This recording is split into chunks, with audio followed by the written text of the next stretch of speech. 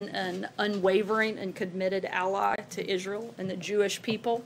And frankly, the remarks that have been made by a number of Democrats and failed to be called out by Democrat leadership is frankly abhorrent, and it's sad, and it's something that should be called by name. It shouldn't be put in a watered-down resolution. It should be done the way the Republicans did it when Steve King made terrible comments. We called it out by name. We stripped him of his committee memberships, and we'd like to see Democrats follow suit. But I, first of all, you mentioned Steve King. The president, correct me if I'm wrong, has not condemned Steve King.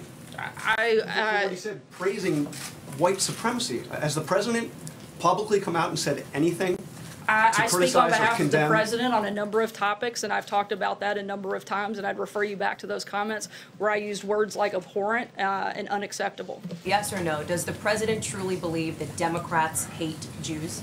I am not going to comment on a potentially leaked document. I can tell you what I can tell you. Does he think Democrats hate Jewish people, as he said on the South? I think that they've had a lot of opportunities over the last few weeks to condemn some abhorrent comments. I'm trying to answer. If you'd stop talking, I'll finish my statement. The president has had and laid out clearly his position on this matter. Democrats have had a number of opportunities to condemn specific comments and have refused to do that. That's a question, frankly, I think you should ask Democrats what their position is, since they're unwilling to call this what it is and call it out by name and take actual action against members who have done things like this, like the Republicans have done when they had the same opportunity. So I want to ask about Paul Manafort, but I just want to be very clear. You're not answering the question. Is there a reason? I believe I answered it twice. You didn't say yes or no. Does he really believe Democrats hate Jews? I'm just trying to get a sense of that. I think that's a question you ought to ask the Democrats.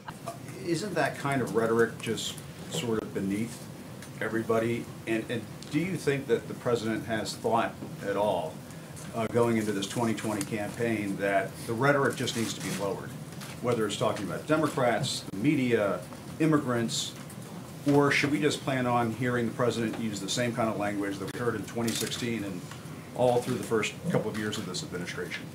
Look, I think that the real shame in all of this is that Democrats are perfectly capable of coming together and agreeing on the fact that they're comfortable ripping babies straight from a mother's womb or killing a baby after birth, but they have a hard time condemning the type of comments from Congresswoman Omar. I think that is a great shame. The president has been clear on what his position is, certainly what his support is for the people and the community of Israel. And beyond that, I don't have anything further for you, Jim. I think that just sort of drags down the rhetoric in the debate when you're saying something that's just patently untrue. I mean, obviously stating their policy positions but is not Democrats patently don't. untrue. But Democrats don't hate Jewish people. It's just silly. It's not true. I think they should call out their members by name, and we've made that clear. I don't have anything further for April. But President, you know, sorry, Jim. his April, rhetoric after Charlottesville, saying that there are very fine people on both sides in Charlottesville, essentially suggesting that there are very fine people in the Nazis.